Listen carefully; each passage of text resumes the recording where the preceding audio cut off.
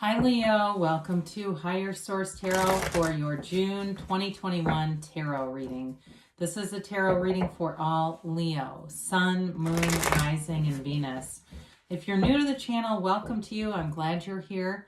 I post new readings every Friday, then again on Monday. So if a reading doesn't resonate, you can check back in a couple of days. Of course, you can check a different part of your chart, or even look around on those Monday readings because they're a different format from week to week on Mondays.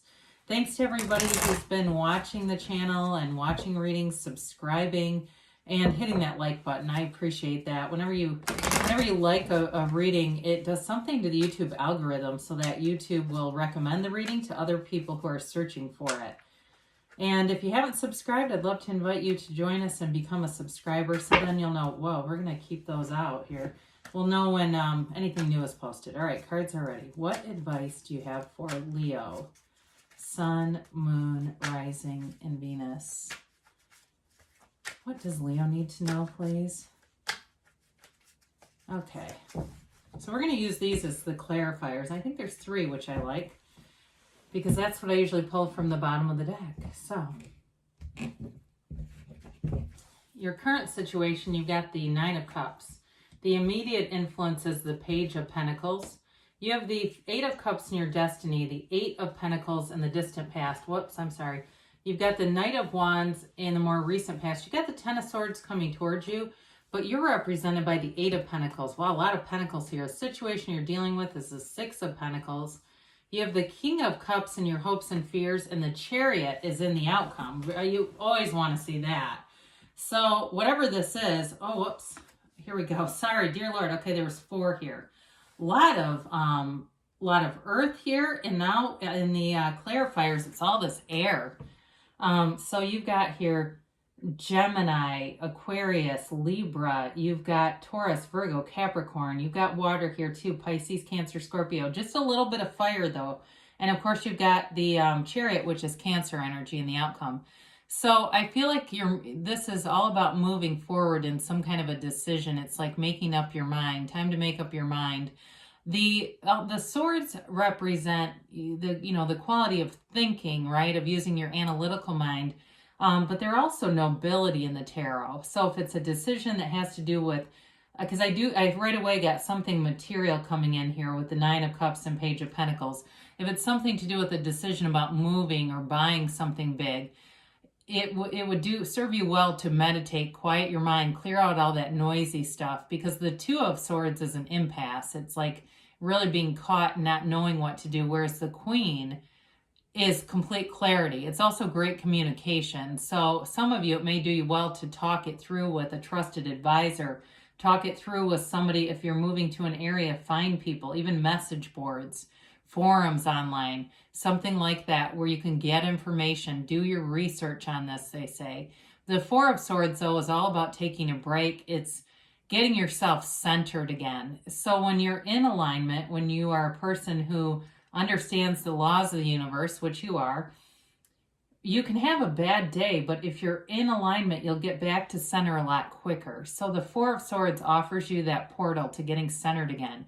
Now, we haven't talked about the 8 of Wands, but that's also communication. So I like that with the Queen of Swords. Very direct, it can be very quick moving, so you get the communication, things move forward with this. But there's also, too, a sense of using your intellect, your intellectual properties, they say.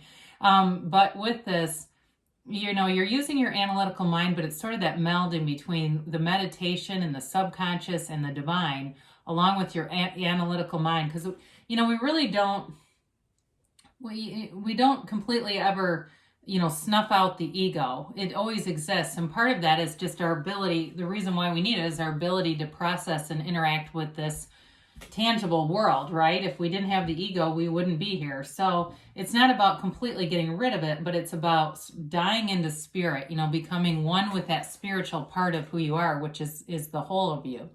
So I mentioned earlier, you've got some kind of material thing happening here that's going to make you really happy.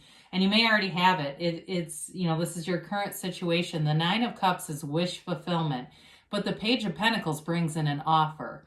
So if it's something, it could be about love too, but you have so much earth here It feels very tangible to me. It feels more like somebody in a relationship getting something, moving in together, buying something important together. If it's not that, though, in terms of love, you've got nice aspects for love here too. So the Nine of Cups is all about giving and receiving. It's not just taking, it's also giving, and so you get what you give. The Page of Pentacles is a bit more mature for a page. It is a commitment, though. So if it's a job too, if you're wondering about a job, there is definitely a commitment here, and it brings in wish fulfillment. So it gets offered, though, in sort of this proud way. You know, look at the way he holds up that pentacle. I do feel like things are going in flow with you in terms of relationships. People see you as a catch. You know, if it's a new relationship, that person admires you and is excited about this. If it's a relationship you're already in, though, I definitely feel like there's love here, and a good feeling of, oh God, they say there's no wandering eyes here. Sorry, sometimes I get these things that come in and it almost interrupts me, but it's not, because that's the message. So anyway, the Eight of Cups here, you're on this hero's journey. You're on a quest, and it's that search for deeper meaning. It's that spiritual quest. And so with this, you may find that you experience things in your life that are not bad experiences, but they're not enough. You keep wanting more. You're in the business of expansion in this journey, and it's not greed, but it's as you get one area of your life in a place where you feel success, you may find that you reach for more. That's a human experience here. And so with this, again, you may find that you've had some jobs that were okay, but you've moved on because they weren't quite the right one, or you've had a lot of relationships that were not bad, but you kept moving on. And so it doesn't mean you'll do this forever necessarily, that you'll never be completely fulfilled, because it's not necessarily not being fulfilled. It's just really looking for that deeper meaning in things. So you may even be in a relationship, but you want to dive in deeper. You want to do things to keep yourself connected in the relationship. So it may not be necessarily moving on to new relationships. For you, if you already are in something, it may be, like I said, about finding new ways to keep the relationship growing.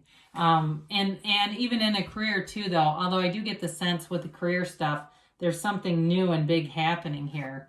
So the Seven of Pentacles in the distant past is the waiting game, cultivating the garden of the mind, waiting for the manifestations to come, wanting to see those, see it, smell it, taste it, touch it realities.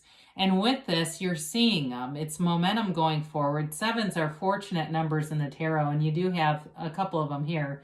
You've got 2 8s as well. No, I'm sorry, you've got 3 8s. Those are movement in the tarot. So this is success, okay? It's a card of success. It's a card of growing yourself too. Like I said, you're here to expand, and you're doing it. So whatever that means for you, if you've had a lot of situations that you move on from, it may be now you're getting into the place where it's just investing more into a situation, allow that situation to grow. So the Knight of Wands can be a bit of a fickle energy. This is in the more recent past. And it can be an in and out energy, but it's very excited, enthusiastic energy. So you may have gone into something feeling anew, feeling renewed, and wanting to see things really take off. And I like that with the Seven of Pentacles, because it's that bit of waiting, and this is the more urgent, let's move this forward. Let's get the show on the road, they say. So with the Knight of Wands here, it's passionate energy, though. In a relationship, you may have found that you've rekindled a spark with somebody, and it feels new, and it feels flirty and fun, even if it's the same relationship. There's something about a renewal that keeps coming up. Maybe it's even a vow renewal for some of you if you're already married.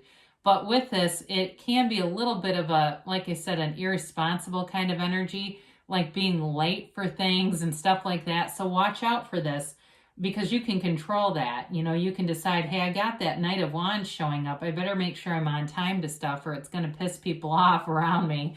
But he's kind of the one that shows up late, but everybody goes, oh God, and they just kind of accept it. But either way, it's here, so we want to acknowledge it. So the Ten of Swords comes in. It's kind of an interesting card, because in your reading overall, you've got great stability and you've got cards of success. But this one is a more down energy. It's about letting go of something. For some of you, though, it can even be a physical problem if you have some kind of a minor injury. They do say take it easy. So if you've got something that you've hurt yourself at work or at the gym or outside or doing something, don't keep repetitively doing the same movements again and again. They say allow yourself some rest here if it's a physical thing for you. But this is an ending and a new beginning. So with this, it can be a bit dramatic. And so they want you to know to keep things in perspective. Don't allow yourself to get pulled into too much of a dramatic energy with this and make something bigger out of this than it needs to be. Like I said, you've got clarity here and you've definitely got money coming in. So even if it's something like someone borrowed something from you, money or monetary stuff, and you're kind of pissed because they're not giving it back, it may be about just letting go of it in the meantime and moving on with things, because you've got a laser focus here. You've got the 6, 7, and 8. I always find that interesting. You know, when we look at this, you've got, you've got a card of laser focus and success showing up. And so whatever it is that you put your mind on, you'll move forward with it. There's no doubt about that. The 8 of Pentacles can also be about the physical body. So some of you, if there's concerns about that, set goals for yourself. Start to get serious about this, or you are getting serious about it. And when you've got this, nobody can take your eye off the prize. It's being, like I said, very concentrated on the outcome, knowing that it's going to happen and taking the action. Because things don't happen just by feeling it. We have to take those inspired actions and move forward with it. So especially if you're doing something with work, building up your business in some way or starting a new business, some kind of a side venture, money shows up, even if it's contracted stuff. So you're getting inquiries because people need workers, right? And all of a sudden, here you are working for United Airlines or something on the side. I don't know why I picked that randomly, but it's something like that where all of a sudden it's like, my God, I've got more work than I can almost handle, but the money is good. So the 6 of Pentacles shows up, and it's a reciprocal kind of energy. It brings in balance too. You do have a very stable energy, Leo, in general. And with this, it's kind of more of that solidifying that things are going to feel like they're in flow for quite a while here. With a partner, though, there's a give and take to this relationship. So you may have certain things, like you might hate unloading the dishwasher and they don't mind it, but they don't like going and getting the car's oil changed or some of those mundane things. You have a way of working with one another in this energy that balances things out. And so it feels like relief in some way, like there's a real true partnership here. In a new relationship too, it's very complementary energy. So anybody new that you're attracting who wants a commitment, because you do have a commitment here, it's balanced. Now in work too, though, you may have extra work coming in, but you have control over whether you take it or not.